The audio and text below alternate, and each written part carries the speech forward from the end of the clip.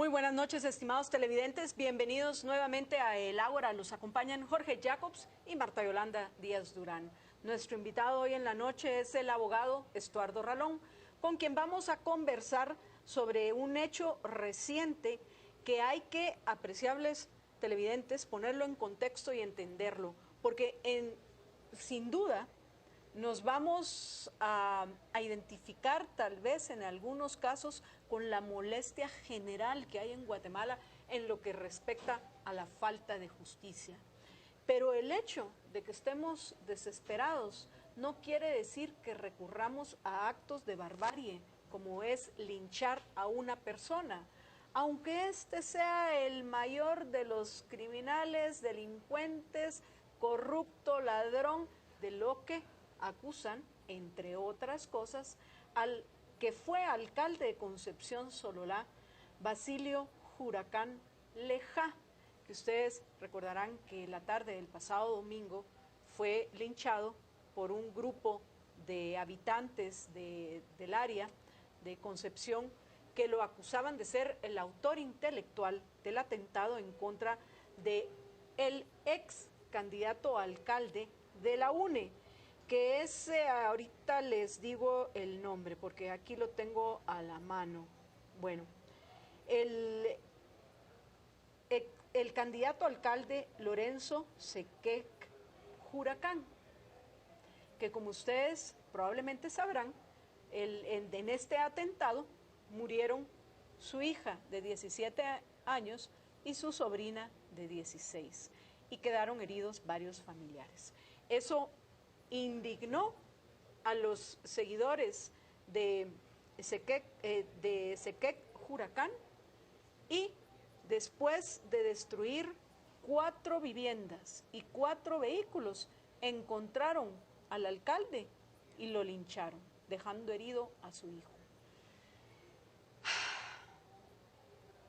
Acusado de corrupción, uno de los temas que más discutimos en el Ágora y en otros medios en los cuales participamos, los 3 aquí presentes, porque sin duda es ese el efecto más sentido del sistema de incentivos perversos en el cual vivimos. Sin embargo, eso no justifica que un grupo de gente, sin que haya habido de por medio primero un debido proceso, haya decidido acabar con la vida de otra persona. Porque algunos dirán, se lo merecía este alcalde, pero mañana puede ser usted que esté en el lugar equivocado, en el momento equivocado, y alguien grite, ahí va el ladrón, el violador, el secuestrador de niños, y sin que usted lo sepa, un grupo de gente enardecida acabe con su vida. Ese es el riesgo que corremos al recurrir a este tipo de situaciones. Situaciones que son explicadas. ¿Por qué? ¿Por qué, Estuardo? Buenas noches, bienvenido. ¿Qué tal? Muy buenas noches. Un trágico y lamentable suceso en el cual se pierden pues vidas de personas, y que básicamente hay una secuencia de 2 hechos delictivos que se dan uno encadenado al otro, y que sin duda alguna deberían de investigarse y establecerse, por ejemplo, no solo quién fue el autor intelectual, sino el autor material del atentado en el cual, si bien no fallece el ex candidato a alcalde de ese municipio, sí fallecen 2 de sus familiares, su hija y su sobrino. Ese es un hecho que no puede quedar simplemente en la confusión, sin que haya una investigación seria de qué fue lo que ocurrió ahí. Y el siguiente, un hecho delictivo en el cual, pues, según se indica, alguien dice que es el autor intelectual, el alcalde, el que fuera alcalde hoy ya fallecido, y que hace que una turba, que también allí tienen que haber autores intelectuales y algunos líderes que son los que convocan a la turba, y que en un estado de emoción violenta vienen y realizan ese otro hecho delictivo. Sin duda alguna es un hecho que va en contra de un estado de derecho, del respeto a la ley, y hay fallas, digamos, estructurales y de fondo que es importante señalar. El primero es una ausencia del Estado y la presencia, digamos, de la protección de la vida, de la libertad y la propiedad, que son los valores fundamentales y la razón de ser por la cual debería existir un Estado en una república, aquí se ve que sin duda alguna hay una situación en donde no hay una cobertura, no hay una presencia cuando hablamos del sistema de justicia como tal. Si uno compara en un mapa cuál es la presencia de los fiscales del Ministerio Público, no hay una cobertura a nivel nacional. Es, digamos, diferente el nivel de cobertura que hay respecto a los propios tribunales de justicia y respecto a las fuerzas de seguridad. Es decir, que todo lo que tiene que ver con aspectos de seguridad ciudadana tienen un diferente nivel de cobertura. Número 2, en estos presupuestos que crónicamente desfinanciados se plantean desde ya hace varios años en Guatemala, vemos que el sector justicia no se le da la prioridad. Por ejemplo, las asignaciones presupuestarias para todo el sector justicia, lo que establece la Constitución como un mínimo del 2% se ha convertido en un máximo, y vemos situaciones como el deporte o algunos otros entes nuevos burocráticos que se han quedado, que digamos consumen recursos, no dándole la prioridad a lo que debe ser el sistema de justicia. De San Carlos, por ejemplo. Entonces, básicamente vemos fallas, no solo de priorización de la labor en sí del Estado, o sea, establecer para qué debe de existir un Estado y qué funciones debe, digamos, realizar como las funciones mínimas y en dónde no debe estar entrometido, porque le quita recursos que hace que no haya capacidad, no haya cobertura, no haya herramientas, protocolos de reacción, es decir, fallas estructurales que en una situación como esta simplemente se sale de las manos, y es lamentar, digamos, la pérdida de vidas humanas y sobre todo el mensaje de que a cualquiera nos puede ocurrir, porque si hay una persona que está haciendo turismo en un área como puede ser esa o alguna otra de los de turismo digamos, en nuestro país, que en un momento dado un grupo con mala intención le atribuyan por no ser conocidos en el área que han realizado algún hecho delictivo, un viaje de turismo puede convertirse en una tragedia y en que terminen linchando o secuestrando a alguna persona. Y el mensaje también para el tema del emprendimiento, de la certeza jurídica, cuando obviamente se requiere más inversión para generar más empleo y más riqueza, pues en esas áreas donde no hay presencia del Estado, es difícil y cada vez más complicado que alguien se quiera arriesgar a invertir en donde no, al momento de que se dé un hecho delictivo o una persecución en su contra, no va a haber quien vele porque se aplique la ley, y está completamente indefenso en un estado de arbitrariedad que es completamente lo contrario a un estado de derecho. Fíjate que uno, no digo que lo entienda, pero por lo menos dice, bueno, eso si pasa en un lugar remoto, así donde en efecto no hay ni policía, ni ministerio público, ni nada, todavía tal vez entendería la explicación que estás haciendo, pero el mismo domingo por poco y linchan a unos ladrones aquí en el basurero municipal, aquí en el relleno sanitario de la zona 3 aquí en Guatemala. Y que no podríamos atribuir lo mismo de que no hay policía, no hay ministerio público, no hay juzgados, porque sí hay, o sea, sí hay, no necesariamente ahí en el basurero, pero sí hay aquí en la capital, ¿verdad? Entonces, ¿cómo conjugamos esos factores donde ya, o sea, no es la primera vez que incluso aquí cercano o incluso dentro de la capital se dan conatos de linchamiento también? Yo creo que, digamos, el hecho de que aparentemente existan ciertas instituciones no quiere decir que estén funcionando. Voy a poner el ejemplo de la zona 3.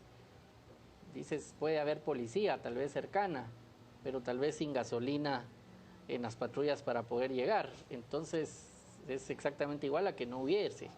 O simplemente hay áreas en donde no pueden entrar la misma autoridad, entonces puede estar a escasos kilómetros o metros, pero hay ciertos lugares en donde es tan débil la institucionalidad en falta de recursos, capacitación, protocolo y demás, por todas estas fallas estructurales, que hay una aparente institucionalidad que realmente no funciona y que el efecto es como que si no la hubiera. Y la realidad es que en el caso que mencionaba Jorge, quienes llegaron a rescatar a los ladrones de las manos de la turba que pretendía lincharlos fueron precisamente los policías.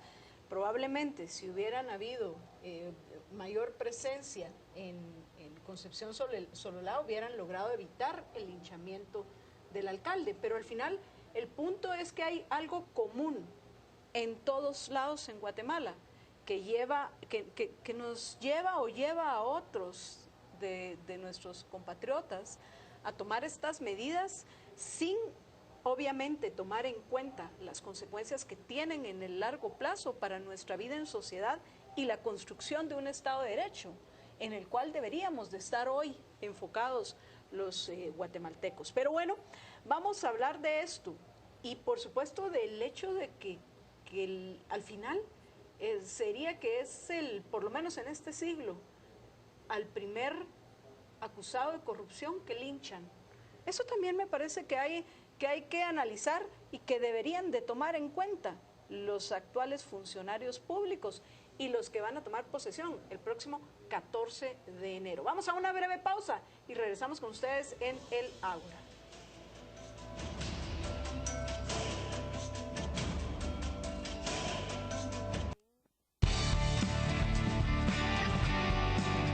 Estamos presentando Especiales de Canal Antigua. Lea esta semana en Contrapoder.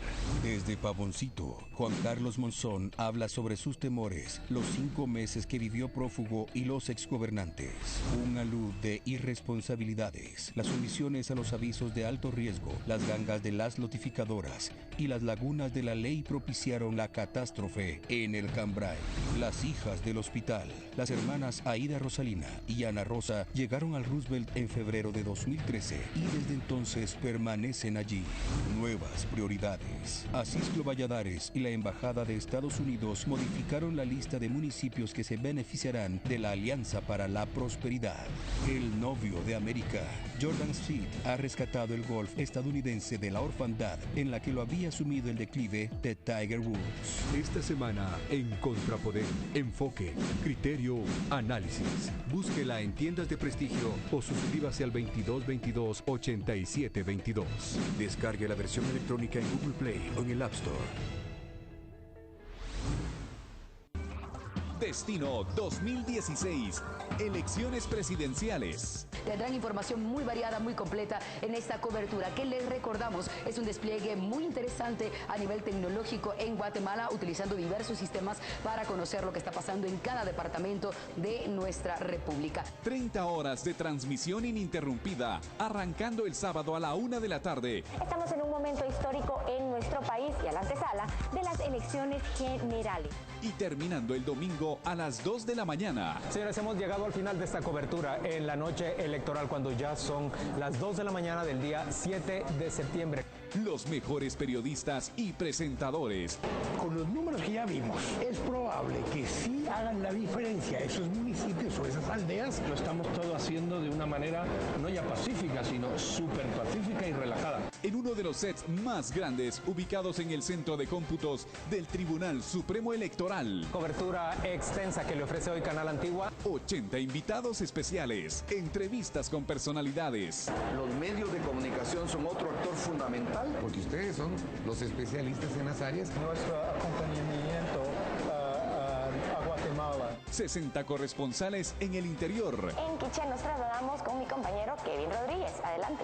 Eric Rodas nos espera ya en Suchitepeque. Nos vamos inicialmente para allá. Muchísimas gracias a todos los corresponsales. Un gran equipo de producción hizo posible que usted estuviera bien informado. Y ya estamos listos para la segunda vuelta. Estaremos presentes nuevamente con un gran montaje para acompañarlo hasta descubrir quién será el próximo presidente de los guatemaltecos.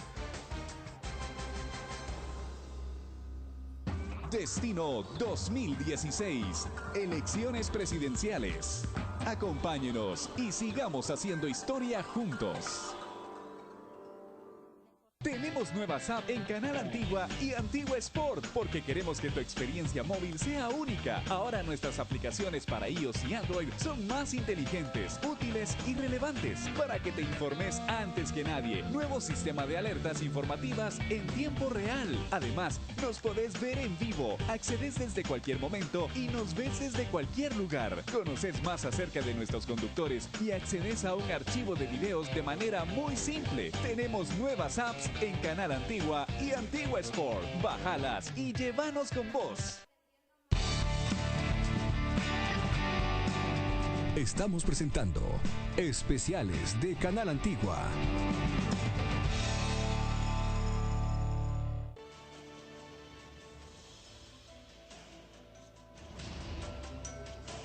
Estamos de regreso en el Ágora y antes de que nos fuéramos a la pausa, mencioné que este es, creería yo, el primer acusado de corrupción, al menos durante este siglo, que es linchado.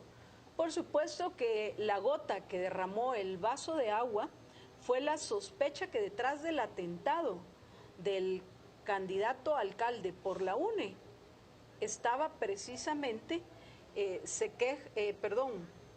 Huracán, vamos a ver el Huracán,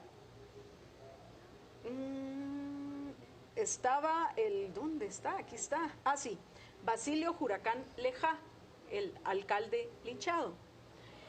Pero lo interesante, repito, es que era primero un político en el ejercicio del poder. No es el primero que salen persiguiendo, porque recuerden que ya hemos conocido varias historias de candidatos que se las arreglan para huir antes de que los linchen.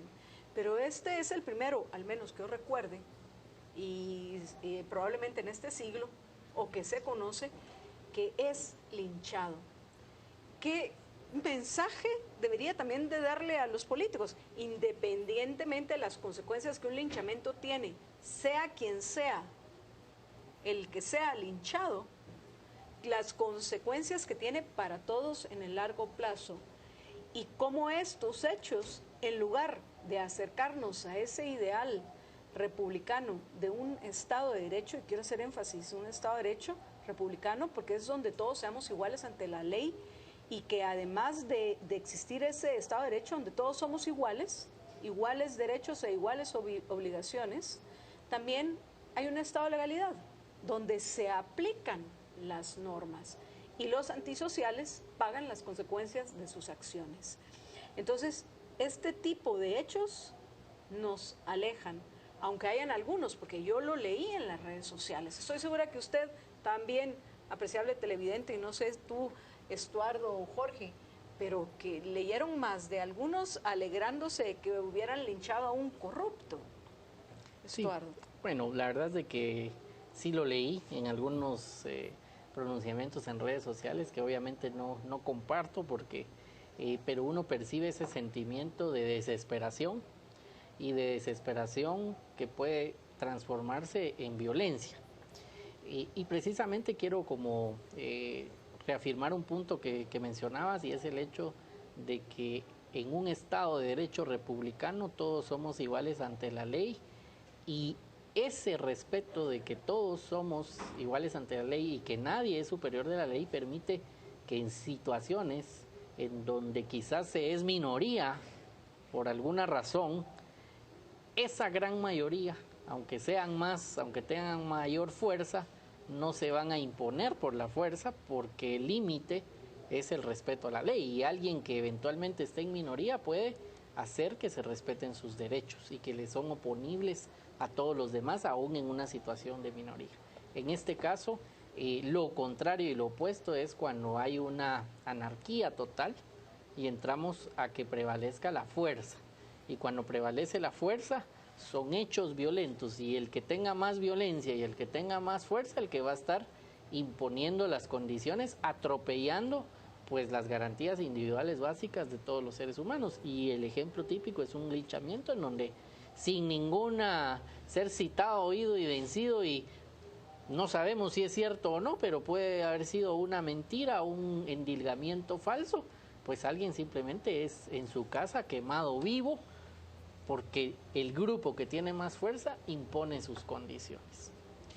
¿Y qué se puede hacer al respecto? O sea, si uno ve esto, uno pensaría de que la solución, bueno, es precisamente en lugar de estar dedicando recursos de los tributarios para un sinfín de cosas, dedicarlo para precisamente fortalecer las instituciones que velan por la seguridad y que se imparta justicia.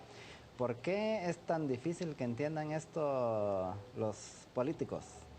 Bueno, como estamos viendo un momento de una nueva etapa, diría yo, una transición, se ha señalado mucho cómo en la medida de que los recursos se dispersan en su uso en más burocracia, que hace que el Estado empiece a intervenir en situaciones donde no tiene que intervenir, se vuelve un gran negocio esa ejecución presupuestaria. Entonces, obviamente un Estado, menos gobierno, menos burocracia, pero enfocándolo en los temas que tiene que haber, permitiría una mejor auditoría y de que efectivamente se esté brindando lo básico que es proteger la vida, la propiedad privada y la libertad.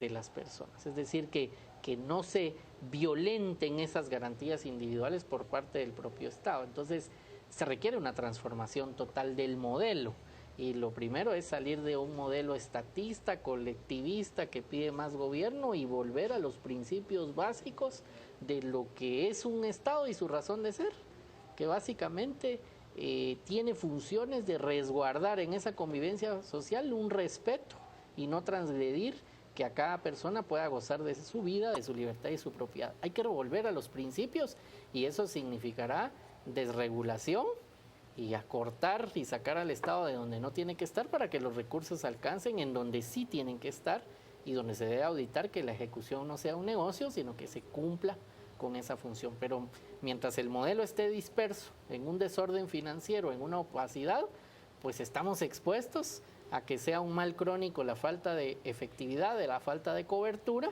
y que situaciones como estas se vuelvan a repetir, y que las condiciones lamentablemente están para que en cualquier momento se vuelvan a repetir en diferentes lugares del país.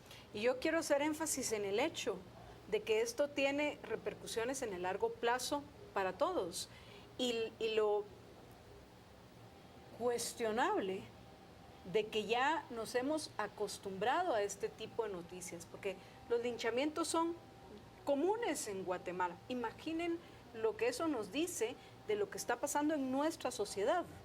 Si se le ha dado tanta publicidad o tanta nota al linchamiento del alcalde de Concepción Sololá, es porque era alcalde, porque era un político en funciones, estaba ejerciendo el cargo de alcalde y no se pudo proteger ni siquiera a sí mismo.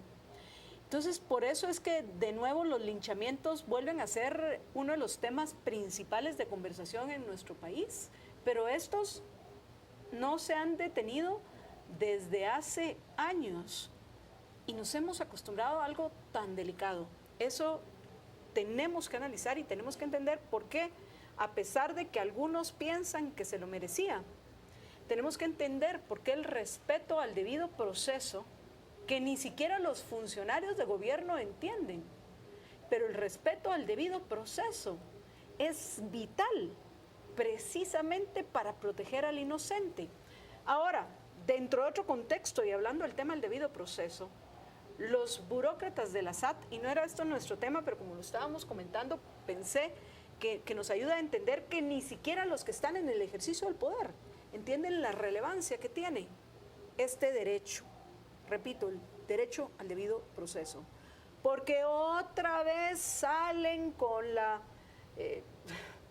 salen con el discurso de que hay que eliminar un inexistente secreto bancario. En Guatemala no existe el secreto bancario. Lo que hay es un debido proceso. Si un burócrata de la SAT quiere conocer cómo usted maneja su cuenta bancaria, tiene que tener justificación y esa justificación la tiene que probar ante un juez. Y si ese juez considera que debe el terrorista fiscal, léase el empleado de la SAT que vive de sus impuestos, debe conocer cómo usted maneja sus cuentas. Entonces el juez, una vez cumplido con el proceso, autorizará que se conozcan sus movimientos, los movimientos de sus cuentas bancarias. Pero ni siquiera ellos entienden que no es secreto bancario, sino es el debido proceso, Estuardo. Sí, digamos, en términos generales, es el respetar esas garantías individuales, como es derecho de defensa, debido proceso y todas las otras que reconoce nuestra Constitución. Digamos que es un escenario en donde si vamos fortaleciendo las instituciones para que se vayan respetando y que realicen esas funciones mínimas que son su razón de ser, pues vamos a ir avanzando. Y el contraste es cuando hay como rupturas, como rebeliones de fuerza, que en este caso, como estábamos hablando de un linchamiento, esto no solo no permite avanzar, sino retrocede. Retrocede a una situación que para el inocente es de indefensión. Imaginémonos a los pobladores de ese lugar donde se dio el linchamiento, a esos vecinos que viven en ese barrio y en esas cuadras, ¿con qué temor viven ahora? Porque si por alguna razón, si emiten un comentario que no sea agradable a los líderes de la turba que quemó al alcalde, si no están alineados a ese movimiento de fuerza que provocó el linchamiento, pueden estar viviendo con el temor de que los próximos linchados sean ellos. ¿Y eso qué limita? Limita la libertad de emisión del pensamiento, es una amenaza constante a la vida de la persona, limita la actividad propia de vivir con tranquilidad y libertad en una comunidad. Es decir, el efecto de esto es un retroceso que tiene unos efectos colaterales que, por ser una ruptura que va en contra del respeto a las garantías individuales, afecta a todos en general, y a estos que están ahí viviendo en el municipio de Concepción Sodolá, sin duda alguna, les está minando el ejercicio de vivir libremente, de opinar sus ideas libremente, porque están atemorizados sin duda alguna de saber que el vecino que vivía en la casa de la Par o algunas cuadras, la turba llegó, lo quemó vivo, quemó su casa y seguramente dejó una amenaza a que cualquiera que se oponga a ese grupo de fuerza pues puede correr la misma suerte. Y ahí están todos los de la turba, ahí siguen estando. Siguen estando. Entonces ese es un tema que es muy delicado y por eso es cómo se reencausa aplicando la ley, que se investigue. ¿Quiénes fueron esos líderes? ¿Fue el que sufrió el atentado y que tuvo esas pérdidas, el que inició y que lideró esa quema, o hubo otras personas que se aprovecharon del momento? Pero no puede quedar en la impunidad, porque si queda en la impunidad estamos condenando a que haya un efecto de que esté sometido un grupo a otro que tiene más fuerza para imponer sus condiciones o lo que cree que son sus ideas. Y hay que resaltar el hecho que la gente no solo teme porque fue linchado el vecino, sino teme porque puede ser que el vecino sea el linchador y él lo sepa, porque al final esos linches son todos culpables de un homicidio. Sí, no es un asesinato porque no fue premeditado, pero sí es de un homicidio. Está regulado en una turba. Exacto. Y luego pensaba que hay que hacer una analogía de nuevo con los de la SAT, porque también ellos utilizan la fuerza, la violencia, para violentar ahora otro derecho más. Quieren violentar el derecho al debido proceso, pero de nuevo eso será tema para otro programa. Pero el punto es que lamentablemente ni siquiera aquellos que están en el ejercicio del poder reconocen la importancia que tiene el respeto al debido proceso, y eso deberíamos de exigirlo nosotros los mandantes, si es que algún día queremos vivir en una Guatemala diferente. Pero bueno, se nos terminó el tiempo en el Ágora. Estuardo, siempre un gusto compartir contigo. Gracias. Muchísimas gracias por aceptar nuestra invitación de nuevo. Y gracias a ustedes, apreciables televidentes, por acompañarnos en otro programa de El Ágora. Los esperamos el próximo jueves a las 8 de la noche. Y por hoy solo me resta desearles que sean siempre felices.